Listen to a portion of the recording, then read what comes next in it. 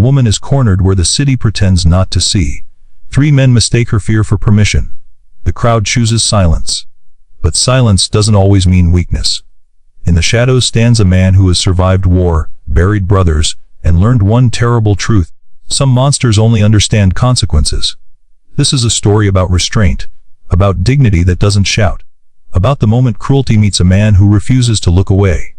Before we begin, tell me something. Where are you watching from today? A quiet room after midnight, a phone glowing in the dark, a long drive where stories keep you awake. And if stories about silent strength, moral courage, and justice without noise matter to you, subscribe now. Because these stories aren't just entertainment, they are reminders. Now, let the story begin. The word hit her before the hand did. Scream, or it wasn't shouted. It didn't need to be. It was spoken with confidence, the kind that comes from believing no one will stop you. Her back struck the brick wall hard enough to steal the air from her lungs. The cold surface scraped her skin through thin fabric, sending pain racing up her spine. The alley smelled of damp concrete, old garbage, and rusted metal, like a place where things were meant to be forgotten. Her heart slammed against her ribs, frantic, desperate, refusing to slow. 3 men stood in front of her. They were close enough that she could smell the alcohol on their breath. Close enough to see the lazy hunger in their eyes. One of them grinned as if this were entertainment. Another cracked his knuckles, impatient. The third leaned in too close, invading the last inches of space she had left. She raised her hands instinctively, palms out, fingers shaking. "Please," she said. The word barely survived her throat. They loudly, not wildly, soft laughter, controlled, certain. That kind of laughter was worse. She screamed then, once, sharp and panicked. It echoed briefly, then disappeared into the night like it had never existed at all. No footsteps came running. No doors opened. No voices asked if she was okay. The city remained exactly what it had decided to be. Uninvolved. Across the street, beneath the flicker of a dying streetlight, a man stopped walking. Daniel Rourke had been thinking about groceries, bread, milk, apples, ordinary things. He carried them in a thin plastic bag that stretched slightly under the weight. His boots made almost no sound as he walked. Years of training teaching him how to move without announcing himself. He was tired, not the kind of tired sleep fixed, but the kind that lived in the bones. The scream reached him late, not because it was quiet, but because the city was loud with indifference. Rourke slowed, then stopped. He turned his head toward the alley. He did not rush. He did not curse. He did not feel panic. What he felt was recognition. Fear had a frequency. Real fear. Uncontrolled, raw animal. He had heard it before. On mountains, in ruined villages, over radios filled with static and blood. His jaw tightened. Rourke stepped off the curb. Her legs burned from struggling. Her wrists ached where fingers had grabbed too tightly. Every instinct screamed to run. But there was nowhere to go. Brick behind her, bodies in front of her. One hand reached for her shirt. She slapped it away. That was when the second man struck her across the face, not hard enough to knock her down, but hard enough to warn her. Her vision blurred. A metallic taste filled her mouth. "Don't make this difficult," one of them said. She shook her head, tears spilling freely now. Her mind raced, mother, home. Unfinished messages, all the normal things people think when they realize the world might end in a place like this. She did not see Daniel Rourke yet. None of them did. Rourke reached the mouth of the alley and stopped. He took in the scene the way he'd been trained. Angles, exits, numbers, body language. 3 aggressors, 1 victim. Narrow space. Poor lighting, no visible weapons, but desperation made weapons of hands, teeth, and weight. He bent down. The grocery bag touched the ground gently. Apples rolled slightly before settling. That small sound finally drew attention. One of the men turned, annoyed. "Mind your business." Rourke didn't respond immediately. He looked at the woman. Her eyes met his. In that instant something shifted. Not hope, not yet, but acknowledgement. She was seen. Rourke's voice was calm, almost quiet. "Step away from her." The men stared at him for a second, then laughed. An older man. Gray hair, average build, no uniform, no weapon in his hands, nothing threatening. That was what they thought. "This ain't your problem," one of them said. Rourke took a step forward. "It is now?" There was no anger in his tone. That unsettled them more than shouting ever could. Because what stood in that alley was not rage. It was discipline. Daniel Rourke had killed men before, not in anger, not for pleasure, but because duty demanded it. He had learned restraint the hard way. Learned that power was not in how loud you were, but in how much control you possessed when it mattered. And as the men shifted, suddenly uncertain, Rourke made a choice he had prayed he'd never need to make again. He would not look away. Daniel Rourke did not move when they laughed. He had learned long ago that laughter, when used like a weapon, was meant to provoke reaction. Reaction created mistakes. Mistakes cost lives. He stood with his weight evenly distributed, hands relaxed at his sides, breathing slow and controlled. His heartbeat remained steady, not because he wasn't afraid, but because fear had long ago stopped being unfamiliar. The alley reminded him of places he had sworn he would never revisit. Narrow, confined, nowhere to run. Places where men believed they could do whatever they wanted because no one was watching. He had been watching men like that his entire adult life. Daniel Rourke grew up in a town where futures were decided early. You worked the same job your father worked. You drank at the same bar. You died with the same regrets. At 17, he watched a funeral procession crawl through Main Street for a kid he'd gone to school with, another overdose, another wasted name carved into stone. Something in Daniel hardened that day. Not anger, resolve. He enlisted 2 weeks after graduation. Boot camp stripped him down to nothing. Boot S nearly finished the job. Cold water bit into his skin until pain blurred into something distant. His hands bled. His lungs burned. Men quit every day, strong men, confident men, breaking under the weight of it. Daniel didn't quit. He learned early that silence was survival. When instructors screamed inches from his face, he stared forward. When muscles trembled, he locked his jaw. When exhaustion whispered that no one would blame him for stopping, he remembered the faces of the men who had already given up. He didn't want easy. He wanted purpose. The teams became his family. Men bound together by things civilians would never understand. They shared jokes in the dark, whispered fears no one else was allowed to hear, and trusted each other with their lives without hesitation. Daniel learned how a room felt before violence erupted. He learned how silence could scream. He learned how to move through chaos like water, adapting, flowing, never breaking. He learned how to kill, not with hatred, with necessity. The first time stayed with him forever. A man who raised a weapon, a fraction of a second to decide. Training took over. Afterward, Daniel sat against a wall, hands shaking, staring at blood that didn't feel real.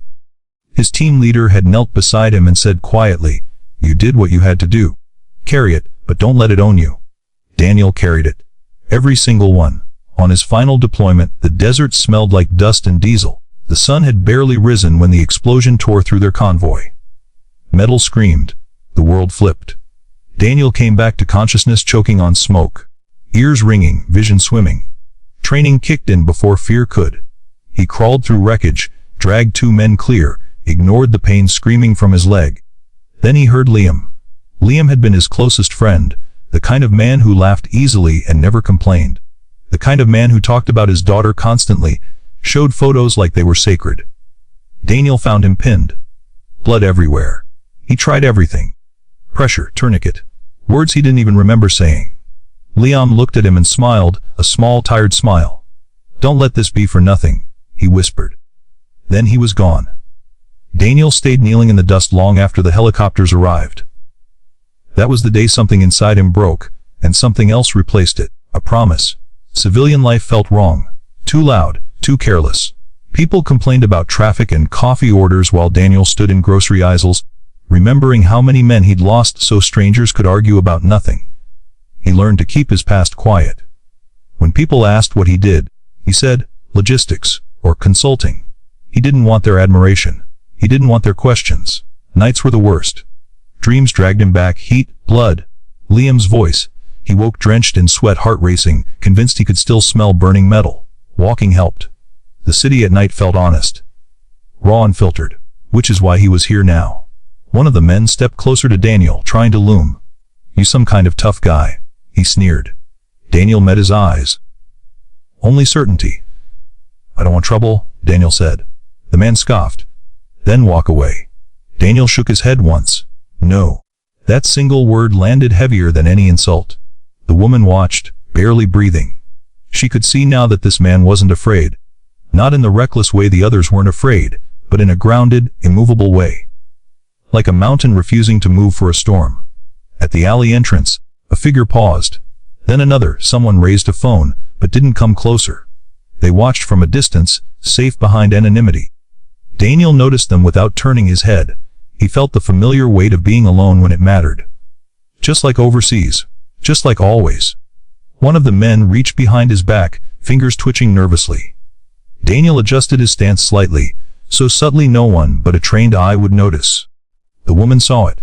Something in her chest shifted, not relief, not safety, but the sense that whatever happened next would not be random. This man had already decided, and he would not lose control. Daniel Rourke had learned one thing that night years ago in the desert. Evil counts on hesitation, on fear, on silence that comes from looking away. But there was another kind of silence.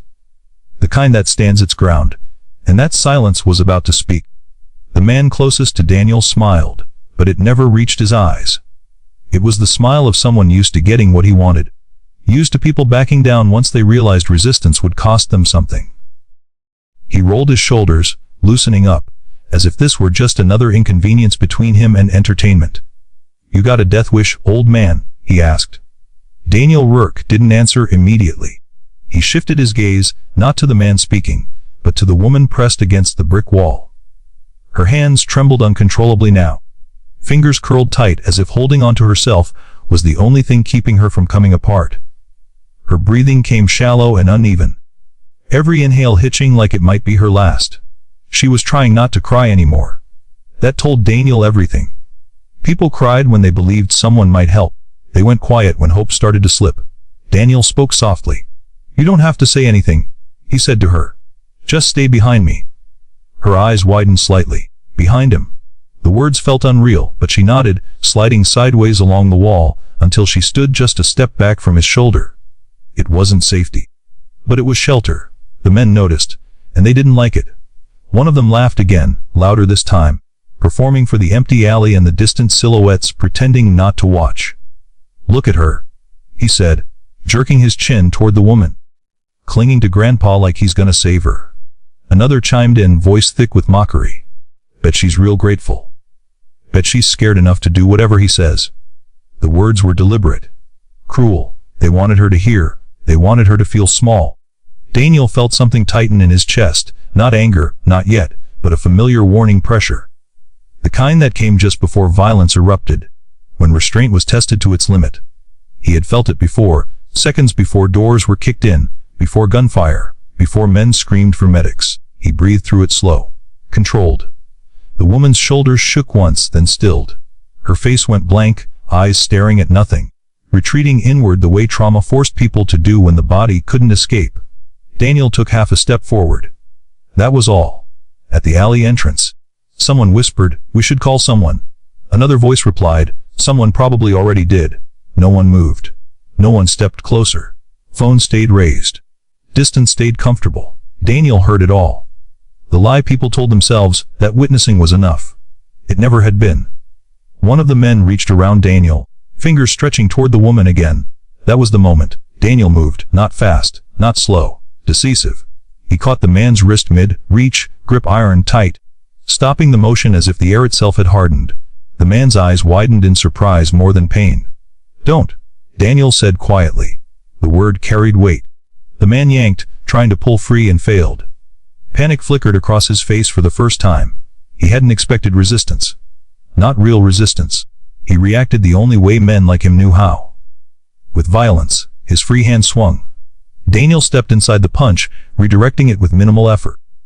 His elbow rose, not with rage, but precision, connecting with the man's chest in a way that forced the air from his lungs. The sound the man made was ugly and helpless. He staggered back, gasping, eyes wide as he struggled to breathe. Everything happened fast after that. The second man lunged, shouting something incoherent, adrenaline finally overtaking bravado. Daniel pivoted, catching the movement from the corner of his eye. His foot hooked behind the man's ankle, while his hand guided the upper body forward. Gravity did the rest. The man hit the ground hard, the impact knocking the fight out of him before he even understood what had happened. The third froze. Fear had arrived. She watched it all from behind Daniel's shoulder. She didn't scream. She didn't run. She couldn't. Her body was locked in place, shock flooding her system. But something else cut through the terror, a strange, disorienting realization. He wasn't angry. He wasn't out of control. Every movement was measured, deliberate, final. This man had done this before. The third man took a step back, hands half raised, eyes darting toward the alley entrance as if calculating his chances. Daniel turned to face him fully now. Their eyes met. Daniel's voice dropped even lower. "You walk away," he said. "Right now." The man hesitated. Pride battled survival. Pride lost. He turned and ran, shoes slapping against pavement, disappearing into the street without looking back. The alley went quiet. Too quiet. The man on the ground groaned, rolling onto his side, clutching his ribs. The other leaned against the wall, still struggling to catch his breath, eyes filled with shock and humiliation. Daniel didn't pursue. He didn't need to. He stepped back toward the woman slowly, keeping his hands visible. His posture non-threatening again. "It's over," he said. She slid down the wall, legs finally giving out, collapsing onto the cold ground. Her body shook violently now, the adrenaline releasing all at once. She wrapped her arms around herself, trying to hold together pieces that felt like they were breaking apart. Daniel crouched a few feet away, not touching. Not rushing. Just present. "You're safe," he repeated. "They won't touch you again." Her eyes met his. Tears finally fell. Someone must have called after all.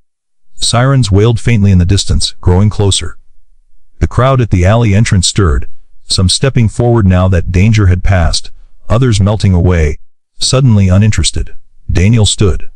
He felt the familiar ache settling into his muscles, the quiet aftermath of controlled violence. He looked down at the two men still on the ground. "Stay," he said simply. They didn't argue. As the sirens grew louder, Daniel felt the weight of what came next. Questions, paperwork, explanations. He welcomed none of it. But he would stay. Because walking away after mattered just as much as stepping in before. The woman watched him, eyes red, face pale. "Why?" she whispered. Daniel considered the question, then answered with the truth. "Because someone once didn't," he said.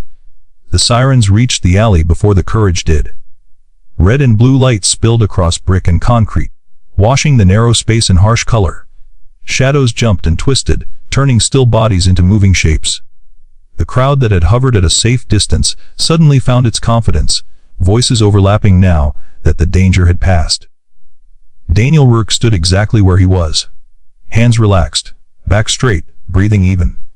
He had learned long ago that running only mattered when you were guilty, or afraid. Two officers entered the alley first, hands hovering near their belts, eyes scanning the scene quickly. Their gazes landed on the two men on the ground, then on the woman sitting against the wall, then finally on Daniel. For a brief moment, their expressions tightened, because the story wasn't obvious. It never was. "Step away from them," one officer said, firm but not yet hostile. Daniel complied immediately, taking 2 slow steps back. He didn't argue. He didn't explain. He had learned that explanations given too early sounded like excuses. The woman looked up sharply, fear flickering again. "He helped me," she said quickly, her voice raw. "They were. It's okay," Daniel said gently, cutting her off before panic could overtake her again. "Take a breath." The officer nearest her crouched down, speaking in a softer tone, asking simple questions. "Name? Are you hurt? Do you need medical help?" Daniel watched without interfering. This was her moment now. The second officer approached Daniel, eyes narrowing slightly as they took in his age, his build, the quiet confidence that didn't fit the usual patterns. "Sir," the officer said, "what's your involvement here?" Daniel met his gaze calmly. "I intervened." "Yes." The officer waited for more. Daniel didn't fill the silence. He had learned in interrogation rooms, half a world away, that silence unsettled people more than lies ever could. The officer exhaled, glancing back at the men on the ground. "They say you attacked them." Daniel nodded once. "They would." No sarcasm, no defensiveness, just truth. From the edge of the alley, voices began chiming in. "I saw him hit them. They were yelling." She was screaming. Each statement came with distance. Physical and moral. No one mentioned how long they'd watched before doing anything. No one admitted how quickly they'd decided it wasn't their responsibility. Daniel listened, expression unreadable. This was familiar territory. Truth often arrived last. The woman's hand stopped shaking as violently as before. Something steadied inside her, not strength, not yet, but resolve. "They wouldn't let me leave," she said clearly now, louder than before. They grabbed me. They said things. He told them to stop. They didn't. She swallowed hard, then continued. They were gonna hurt me. Silence followed. The kind that made people uncomfortable. The officer near her nodded slowly, his posture shifting. He believed her. That mattered. One of the men on the ground tried to laugh it off. We were just talking. He went crazy. Daniel didn't look at him. He didn't need to. The officer's gaze sharpened. You're going to stay quiet, he said coldly. The tone had changed, just slightly, but Daniel felt it. So did the men. A third officer arrived late, stepping into the alley with an unhurried calm that felt different. Older, observant. His eyes moved over the scene, taking in details others missed. He noticed Daniel's stance.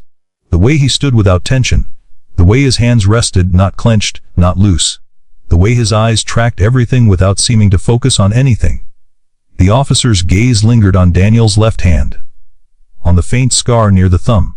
On the subtle stiffness in his knee when he shifted weight. Recognition flickered, just for a moment. The officer asked quietly, Sir, were you military? Daniel hesitated for half a second. Yes, what branch? Navy. The officer nodded once. He didn't ask more. He didn't need to.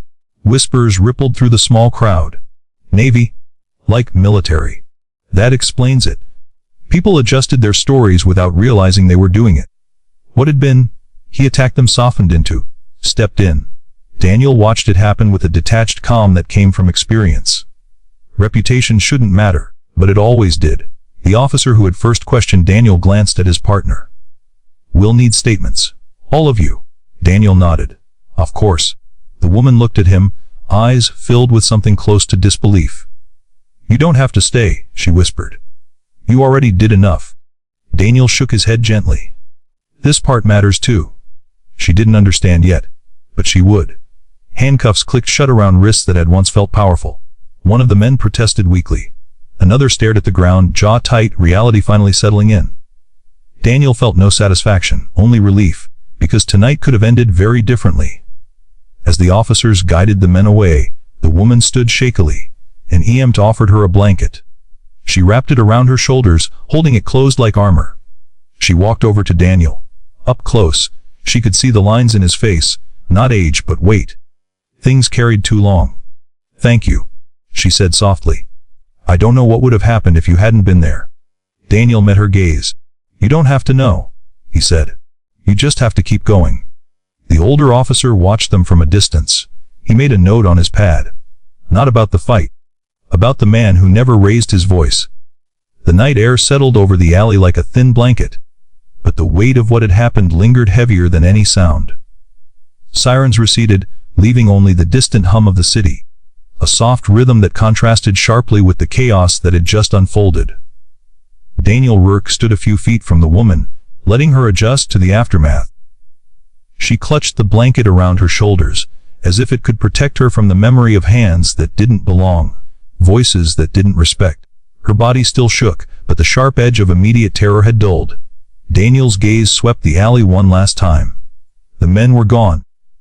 Escorted into the back of police vehicles, murmuring protests that fell on officers who knew better than to let arrogance dictate outcomes. Then he turned back to her. Stay close, he said quietly. Not a command, more of a shield. His voice carried weight. Authority didn't need to shout. Presence alone was enough. Daniel had never needed recognition. It was never part of the job. But sometimes, networks built quietly through trust and loyalty mattered more than medals or applause. The older officer who had noticed the scar and stiff knee approached him, clipboard in hand. He didn't introduce himself, didn't extend a hand, didn't ask for a report. He only said, "You did the right thing." Daniel studied the man. There was no theatrics, no performative acknowledgement, just respect. That was more valuable than a headline. "You have connections," the officer said softly. "Emergency services, witnesses, the city network." He nodded at Daniel with subtle approval. "And that network keeps people alive, keeps justice real." Daniel inclined his head once. That was all he offered. Words were unnecessary when action spoke for him. By the time statements were collected, the narrative had already begun to shift. The men's bravado, once loud and arrogant, had been replaced by discomfort and fear. Social media posts began to emerge from the few witnesses who dared record or tweet the scene. Headlines were careful. Alley assault thwarted by bystander. Woman saved from attack in downtown alley. None mentioned Daniel's name yet, but the story spread quickly because the moral victory was visible. A stranger had intervened honorably, efficiently, without seeking glory. Daniel remained quiet. He did not request credit. He didn't want it. Silent victories were often the strongest. As the woman recounted the events to police, she said something that would linger far longer than adrenaline or fear. They didn't see him coming, but he saw everything. He didn't need to shout. He didn't need to fight for long. He just stopped them. Another witness later added, unable to keep the awe out of their voice. Some strength doesn't announce itself. Some heroes don't raise their voices. But when it matters, the world feels the weight of their presence. And Daniel, for his part, offered the quietest reflection. You don't get to touch what you don't respect. Those words, soft as they were, traveled farther than any shout could have. Word of the incident spread among those who knew the aggressors. In bars, in whispers, in brief glances, they learned what it felt like to be powerless in the presence of quiet authority. Their confidence shattered, not with a court's decree or the roar of a mob, but with the realization that someone had seen their intent, calculated it, and acted decisively without fanfare. Power, Daniel understood, was often misunderstood by those who wielded it clumsily. He had learned this lesson in countless villages, in silent deserts, in chaos that had no cameras to record it. The lesson was simple: cruelty is loud. Courage can be quiet, and the quiet can break you. By the time the woman left with EMTs and police, a small crowd had gathered. The initial curiosity had faded, replaced by something more profound. People were standing in respectful silence, giving space where none had existed before. Some offered tentative smiles. Some whispered apologies, not at Daniel, but at themselves for waiting too long. Daniel simply stepped aside. He did not bask in the attention. He had no need to. The lesson had already been delivered. Respect and honor required no audience, only the courage to act. She turned once more before stepping away. Tears had stopped flowing, replaced by a quiet determination. Thank you, she said. Her voice was steady now, for showing me that someone still cares. That someone sees. That someone acts. Daniel nodded once. A faint, almost imperceptible gesture. You live well, he said. That's thanks enough. It wasn't a platitude. It wasn't something rehearsed. It was the truth. Life, carried forward, was its own justice. The older officer approached Daniel as he was leaving the scene. He didn't ask for personal information or push for statements again. Instead, he offered something rare: acknowledgement. You've earned more than a moment's notice, he said. Quietly, efficiently. You understand systems, consequences, and people. You remind us why restraint is as valuable as force. Daniel inclined his head slightly. Recognition of that type meant more than any medal ever could. It acknowledged understanding, skill, judgment, and the courage to wait for the right moment. And the officer, knowing it, let Daniel walk into the night without further ceremony. The city didn't need a story about rage. It didn't need a spectacle. It needed proof that courage existed in forms people often overlooked. Daniel Rook's victory was not in the physical defeat of 3 men. It was in the quiet, absolute control he displayed, in the lives protected, in the unbroken dignity of the woman he saved, and in the realization that public respect could arrive after moral action, not before. Some fights were won in silence. Some heroes never demanded to be seen, and some battles, though private, resonated louder than any headline.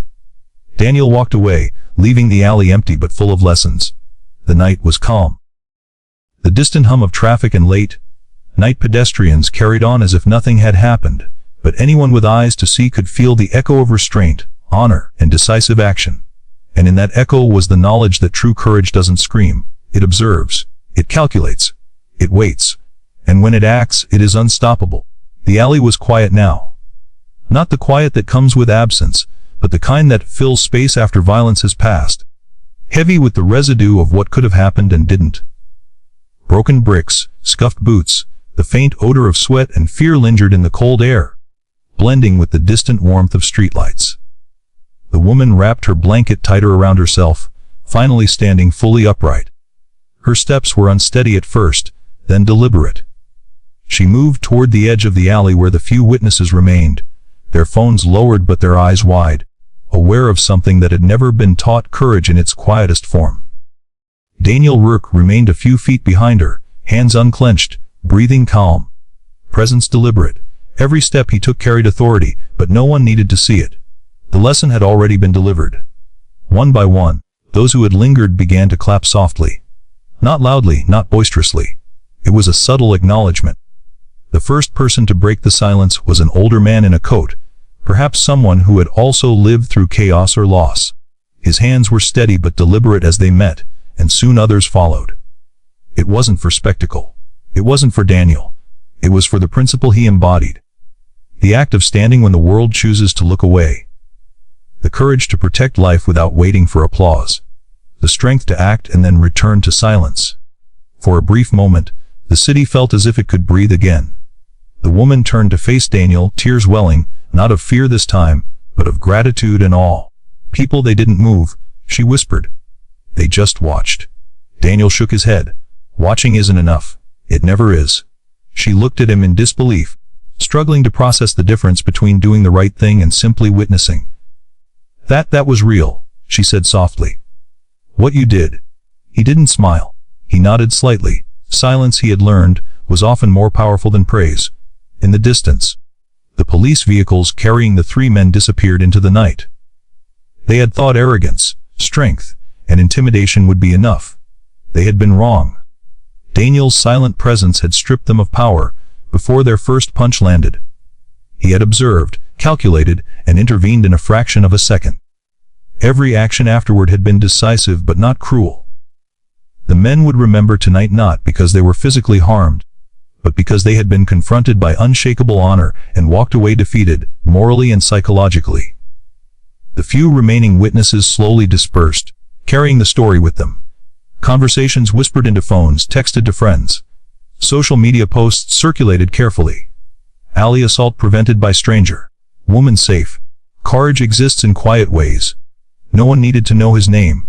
The lesson traveled regardless. Children in apartments overhead peeked from windows. Teenagers walking past the alley that night would remember the still figure, standing with authority and restraint, more than the fear he had stopped. The city itself seemed to recognize that sometimes, quiet strength carries farther than shouts. The woman finally spoke aloud what the crowd could only feel. Some strength doesn't announce itself. Some heroes don't raise their voices. And when it matters, the world feels the weight of their presence. A man standing nearby repeated under his breath, as if confirming the truth to himself. "You don't get to touch what you don't respect." The words hung in the night, echoing down streets that had chosen to look away too often. They lingered longer than fear, louder than violence, and heavier than indifference. Daniel didn't need them to resonate. He had already acted. Yet, for the first time in years, he felt the faintest relief. His silent commitment had translated into visible respect. After the crowd dispersed, Daniel crouched briefly near the woman. She was calm now, steadying her breathing, the adrenaline having released fully. "You'll be okay," he said quietly. "They won't touch you again." She searched his face, trying to understand the man who had been both ordinary and extraordinary in the span of a few minutes. Why didn't you just fight more?" she asked, astonished. Daniel exhaled slowly. "Because it wasn't necessary. Violence solves nothing unless it protects life. Everything else is noise." Her eyes softened. Understanding arrived slowly, gratitude deeper than words. "You're incredible," she said almost reverently. Daniel only nodded. He didn't want praise. He never had. By the time police cleared the scene, word had spread to local news outlets. The reports were careful, factual. Alley assault stopped by civilian intervention. Woman saved, suspects detained. No name yet, no medals. Just justice enacted quietly, efficiently, and with honor intact. Daniel walked away from the scene, the hum of the city welcoming him back. He carried nothing but groceries and his own memories.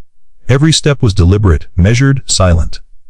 Yet the impact of his action reverberated far beyond the alley. It traveled through the witnesses, the police, the woman, and even the city itself. Daniel Rourke had learned long ago that some battles are won without noise. That courage often resides in restraint. That dignity, observed and maintained, can overwhelm arrogance and cruelty. The woman he had saved would carry tonight forever. The men who had tried to harm her would never forget. The bystanders, the city, and even the distant universe of those witnessing later would be subtly shifted by what they had seen. Silent strength doesn't always seek acknowledgement, but when it acts, its power is undeniable. Its reach is immeasurable, and its lesson is unforgettable. The city had returned to its rhythm. Streetlights flickered, cars hummed down avenues, and somewhere, a dog barked in the distance. Night continued as if it were indifferent. Yet the alley where courage had quietly intervened remained imprinted in memory, a pocket of honor carved into the urban sprawl. Daniel Rourke walked slowly, his boots making soft contact with the pavement. He carried nothing but the remnants of groceries, a heavy heart, and the knowledge that the night's work would likely go unsung. But for the first time in months, he felt a quiet peace, a rare acknowledgement of purpose fulfilled, even without an audience. Behind him, the woman left the scene with EMTs, but the impression she carried would never leave. She walked taller, her shoulders straighter, her breathing no longer punctuated by fear. The words she would repeat quietly to herself in the following days, perhaps weeks, would be simple. He saw me, he protected me. Someone cared enough to act when others only watched. It was not hero worship, it was understanding. It was recognition of a force that did not need applause to be real. Daniel had lived long enough to know that strength often goes unnoticed. Years of military service, years of trauma, loss and sacrifice had taught him that action matters far more than recognition. The quiet resolve of a well-trained soldier, the restraint that prevents chaos, the decision to act decisively at exactly the right moment. These were the truest forms of courage. He had saved many lives before.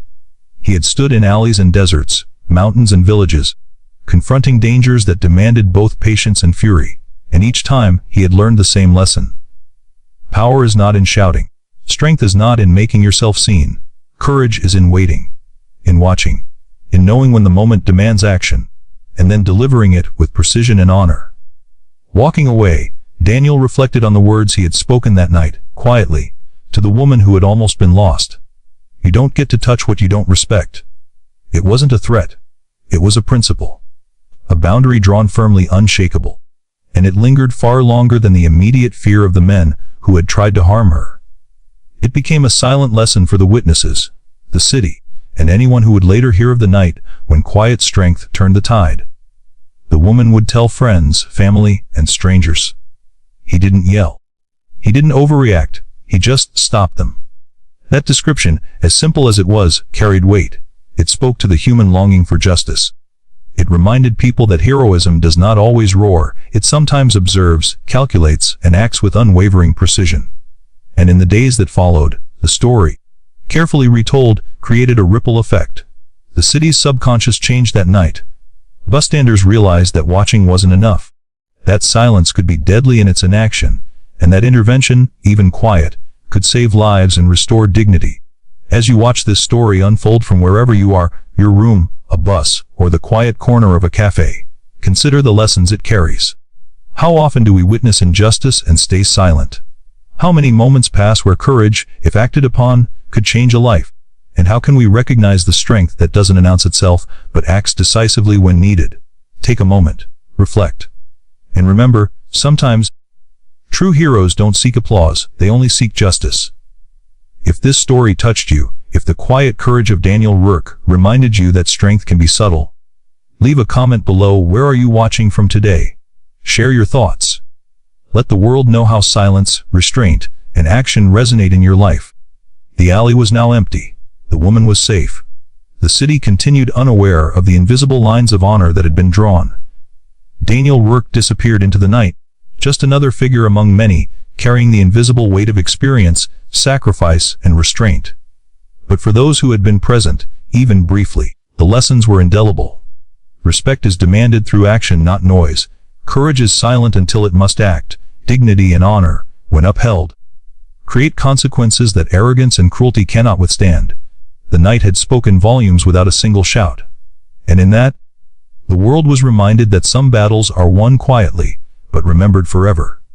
Before we go, remember, stories like this are not just entertainment. They are lessons. They are mirrors. They are calls to recognize courage, respect, and moral responsibility in the real world. Comment below where you are watching from, share your reflections, and subscribe for more cinematic stories that honor heroes whose voices may be quiet, but whose actions speak volumes. Because in a world full of noise, It is the silent strength, the unwavering presence, and the quiet courage that truly changes lives.